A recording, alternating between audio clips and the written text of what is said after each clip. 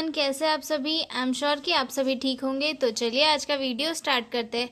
आज के वीडियो में हम डील करेंगे हमारे जेनेटिक्स का एक इम्पॉर्टेंट क्वेश्चन जो है जीन थेरेपी के ऊपर कि जीन थेरेपी क्या होती है। ठीक है, तो जो लोग चैनल पर नए हो वो चैनल को सब्सक्राइब करो, वीडियो को लाइक करो और अपने दोस्तों के साथ शेयर करो। ठीक है, चलिए स्टार्ट करते हैं। जीन थेरेपी रफली मैं आपको बता दूं कि जीन थेरेपी होती क्या है। तो जीन थेरेपी एक ऐसा ट्रीटमेंट होता है जिसमें डिसीज़ को क्योर करने के लिए किसी पर्टिकुलर पेशेंट या मतलब जिसे डिसीज़ होती है उस पेशेंट के जीन को निकाल कर उसकी बॉडी में जो है दूसरे अच्छे जीन को इंसर्ट किया जाता है, मतलब उसके इसमें डाला जाता है। ठीक है, इस टेक्निक को यूज़ क्यों करते हैं। इस टेक्निक को तब यूज़ किया जाता है जब मेडिसिन से जो पेशेंट है उसका ट्रीटमेंट पॉसिबल नहीं होता है, मतलब जो मेडिसिन है वो वर्क नहीं कर रही होती है। इसका ट्रीटमेंट कुछ डिसीज़ जैसे कि थैलेसीमिया एक इम्यून डिसऑर्डर है तो उसको ट्रीट करने के लिए किया जाता है। HIV एड्स में जो पर्सन है उसकी इम्यूनिटी को बढ़ाने के लिए जीन थेरेपी को यूज़ किया जाता है। और हीमोफीलिया में भी जो है जीन थेरेपी का यूज़ करके पर्सन को हीमोफीलिया जो है ट्रीट किया जाता है। ठीक है, इंट्रोडक्शन स्टार्ट करते हैं। Gene therapy is a technique that aim to treat और prevent disease by altering a person's gene. मतलब जीन थेरेपी एक ऐसी टेक्निक है जिसका एम होता है किसी भी पर्सन को ट्रीट करना या फिर डिसीज से प्रिवेंट करना। कैसे, जो उसकी बॉडी में जीन है, जो डिफेक्टिव जीन्स है उन्हें बदल के जो अच्छे जीन है उसे उनकी बॉडी में डाल दिया जाता है। ठीक है, gene therapy involves using gene to treat और प्रिवेंट डिसीज बाय रिप्लेसिंग और modifying defective genes, offering hope for treating genetics disorder, cancer and other condition.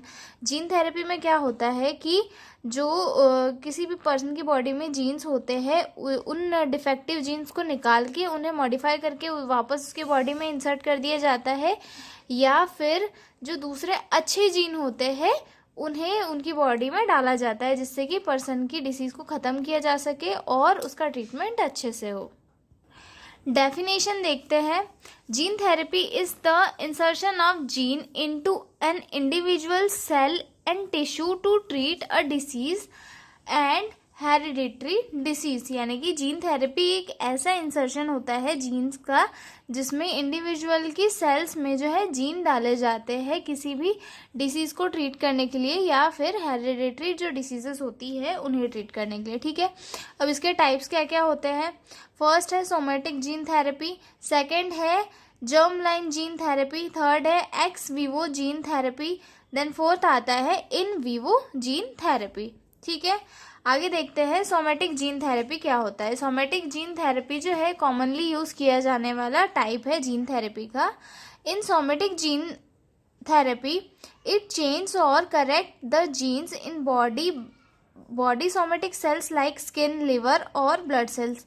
जो सोमेटिक जीन थेरेपी होती है उसमें जो पर्सन की मतलब सेल्स होती है जैसे कि स्किन या फिर लिवर या फिर ब्लड सेल्स, उन्हें निकालकर मॉडिफाई किया जाता है या फिर चेंज किया जाता है और पेशेंट को ट्रीटमेंट किया जाता है। सोमेटिक जीन थेरेपी जब किसी पर्सन को दी जाती है तब उससे जो है सिर्फ उस पर्सन को अफेक्ट होता है, मतलब उसकी बॉडी ही उससे डील करती है। इससे उसकी जो दूसरी मतलब जनरेशन होती है इससे उसको कोई अफेक्ट नहीं होता है। ठीक है, it affect only the treated person, not passed on future generation. मतलब ये जो है फ्यूचर की जनरेशन में पास नहीं होती है। ठीक है, use to treat disease like cancer, cystic fibrosis and haemophilia. जो सोमेटिक जीन थेरेपी है वो कैंसर को ट्रीट करने के लिए कॉमनली यूज़ की जाती है। जब ये किसी कैंसर को ट्रीट करने के लिए यूज़ की जाती है तो केवल उस व्यक्ति की बॉडी तक ही सीमित रहती है, मतलब उस पर्सन की बॉडी पर ही अफेक्ट करती है।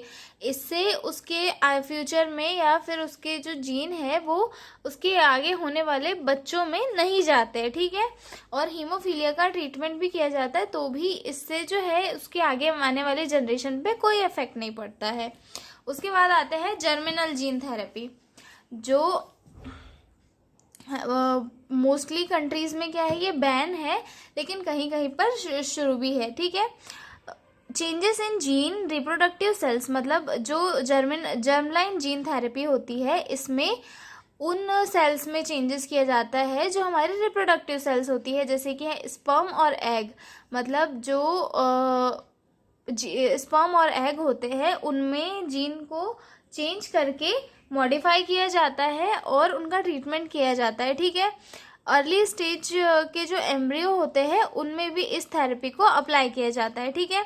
Passed on the future generation, और इस थेरेपी में हम जो चेंजेस करते हैं वो फ्यूचर जनरेशन तक जाते हैं, ठीक है।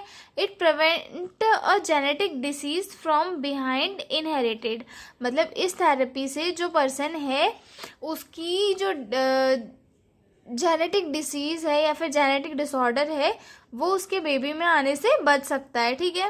राइज्ड एथिकल एंड सेफ्टी कंसर्न, मतलब इससे जो है सेफ्टी कंसर्न को डेवलप किया जाता है। और ये जो है मोस्ट ऑफ कंट्रीज़ में अलाउड नहीं है, क्योंकि क्या होता है कि उसका सही यूज़ किया तो जाना चाहिए, लेकिन कुछ कुछ जो एरियाज़ होते हैं वहाँ पे इसका मिस यूज़ कर लेते हैं, इसीलिए ये मोस्ट ऑफ कंट्रीज़ में बैन है। आगे देखते हैं हम x Vivo gene therapy. X Vivo gene therapy में क्या होता है, जो सेल्स होती है वो किसी पेशेंट की बॉडी से बाहर निकाली जाती है, उसके बाद वापस उसकी बॉडी में मॉडिफाइड करके डाली जाती है। मतलब पेशेंट की बॉडी से हमने जीन निकाल के उसको जो है लैब में मॉडिफाई किया, उसकी जो जो एबनॉर्मेलिटी थी या फिर उसमें जो जो कमियां थी उसे ट्रीट किया, और वापस जो मॉडिफाइड था उसे पेशेंट की बॉडी में रिटर्न कर दिया, ठीक है। फॉर एग्जांपल के लिए white blood cells are modified outside the body to attack tumours, मतलब जो वाइट ब्लड सेल्स होती है उन्हें बॉडी से बाहर निकाल कर मॉडिफाइड किया जाता है, ट्रीट किया जाता है, और उन्हें वापस बॉडी में डाली जाती है जो है WBC, ताकि WBC जो है वो ट्यूमर से लड़ सके, ठीक है। अब हम देखते हैं अगला जो है in vivo gene therapy.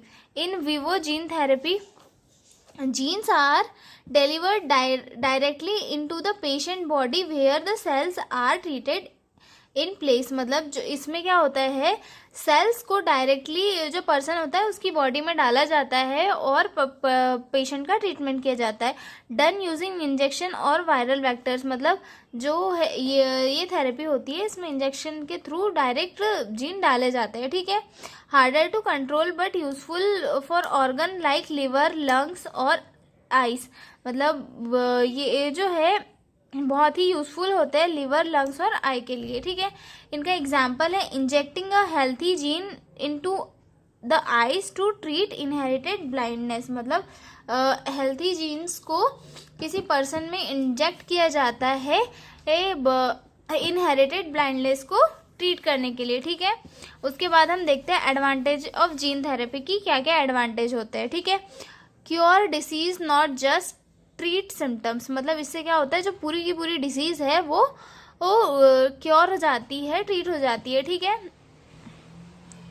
Reduce need for life long medication, इससे लाइफ लॉन्ग मेडिकेशन का जो नीड होता है वो ख़त्म हो जाता है। इम्प्रूव्स क्वालिटी ऑफ लाइफ, इससे जो लाइफ की क्वालिटी है वो इम्प्रूव होती है। Can treat disease that had no cure before, मतलब ऐसी डिसीजेस को भी इससे क्योर किया जा सकता है जो मेडिसिन से ट्रीट नहीं होती, जैसे कि हीमोफीलिया हो गया, थैलेसीमिया हो गया, कैंसर हो गया, ठीक है। उसके बाद अगले देखते हैं डिसएडवांटेज देखते हैं। High cost, everyone can't buy it, मतलब जो जीन थेरेपी होती है वो बहुत उसकी जो कॉस्ट होती है वो काफ़ी हाई होती है, जो हर कोई पर्सन मतलब यूज़ नहीं कर सकता है उसको, जिसके कारण ये जो है बहुत सारे लोगों तक नहीं पहुंच पाती और बहुत सारे लोग जो है डिसीज़ से परेशान होकर उनकी डेथ हो जाती है, ठीक है। Risk for immune reaction to the viral vector जब उसके थ्रू जब जीन इंसर्ट किए जाते हैं तो उससे इम्यून रिएक्शन का रिस्क रहता है, ठीक है। The new gene might be placed in the wrong part of DNA causing other problems, अगर हम ट्रीटमेंट कर रहे हैं जीन थेरेपी से तो अगर वो जो जीन है वो उसकी सही प्लेस पर जाके फिक्स हो गया और फिक्स होकर अपना वर्क किया तो तब तक तो ठीक है, लेकिन अगर वो उसकी अलग जगह पे चले गया और उसने अलग जगह पे जाके फिक्स हो गया और उससे क्या होगा, फिर अदर दूसरी प्रॉब्लम्स कॉज हो जाएगी, ठीक है। Still experimental for many disease, मतलब अभी तक जो है जीन थेरेपी इतनी डेवलप नहीं हुई है, अभी तक भी ये कई सारे डिसीजेस के लिए एक्सपेरिमेंटल ही है। अब देखते हैं importance of gene therapy. Gene therapy treats disease bye fixing the food genetics causes, मतलब जो जीन थेरेपी है वो काफ़ी इम्पॉर्टेंट होती है और जीन थेरेपी से बहुत सारी जो डिसीज़ेस है वो ट्रीट हो जाती है जो कि जेनेटिक कॉज से क्रिएट होती है, ठीक है। It offers hope for curing genetic disorder like sickle cell anaemia and cystic fibrosis, मतलब ये ऐसी डिसीज़ के लिए भी एक ये हो गया कि जो ट्रीट नहीं की जा सकती उन डिसीज़ का ट्रीटमेंट भी जो है जीन थेरेपी के थ्रू पॉसिबल है, जैसे कि सिकल सेल एनीमिया हो गया, सिस्टिक फाइब्रोसिस हो गया, ठीक है। It can reduce the need for life long medication और ट्रीटमेंट, इससे क्या होता है कि पर्सन को लाइफ लॉन्ग जो है ट्रीटमेंट नहीं लेना पड़ता और मेडिकेशन भी नहीं लेना पड़ता, क्योंकि जो जीन है वो जाकर हमारे इम्यून सिस्टम में वर्क करते हैं और हमारे इम्यून सिस्टम को वो स्ट्रॉन्ग करते हैं। अगर इम्यून सिस्टम एक बार स्ट्रॉन्ग हो गया तो हमें लाइफ टाइम जो है ट्रीटमेंट की नीड नहीं होती, ठीक है। उस पर्टिकुलर डिसीज से रिलेटेड ट्रीटमेंट की नीड नहीं होती, बाकी अदर ट्रीटमेंट उसे करना पड़ता है, ठीक है। It is used in cancer therapy specially for blood cancer like leukaemia. जो जीन थेरेपी है उसे कैंसर के ट्रीटमेंट के लिए मोस्ट ऑफ यूज़ किया जाता है और स्पेशली ब्लड कैंसर जैसे कि ल्यूकेमिया के लिए यूज़ किया जाता है, ठीक है। इसमें क्या होता है कि वाइट ब्लड सेल्स को पर्सन की बॉडी से निकाले जाते हैं और उन्हें मॉडिफाइड करके वापस पर्सन की बॉडी में डाले जाते हैं ताकि वो ट्यूमर से या फिर कैंसर से फाइट कर सके। इट में prevent genetic disease in future generation, मतलब इससे क्या हो सकता है, अगर ये फ्यूचर में डेवलप हुई और अच्छे तरीके से तो जो फ्यूचर की हमारी जनरेशन आने वाली है उसे जेनेटिक डिसऑर्डर से फुल्ली प्रिवेंट कर सकती है, ठीक है। It help scientist understand gene better and develop new treatments, मतलब जीन थेरेपी से साइंटिस्ट को जो होता है उन्हें बेटर अंडरस्टैंडिंग मिलती है जिससे कि वो जीन को बेटर तरीके से डेवलप कर सके और नए ट्रीटमेंट्स को ला सके, ठीक है।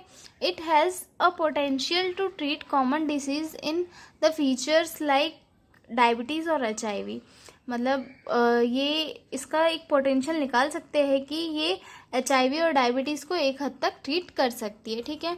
आई एम श्योर आपको जीन थेरेपी समझ में आई होगी और अभी एग्ज़ाम का टाइम है इसीलिए मैंने उतना डिटेल में नहीं लिया है और काफ़ी सिंपल लैंग्वेज में आपको समझाने का ट्राई किया है, तो आप लोग इसे पढ़े और एग्ज़ाम में अगर आता है तो आप लोग करके आए। और ये हालांकि काफ़ी डिटेल में है पर एग्ज़ाम के कारण जो है हमें शॉर्ट में पढ़ के जो है एग्ज़ाम लिखनी होती है, ठीक है। तो चलिए मिलते हैं हम अगले वीडियो में एक नए क्वेश्चन के साथ, तब तक के लिए bye bye, all the best all of you.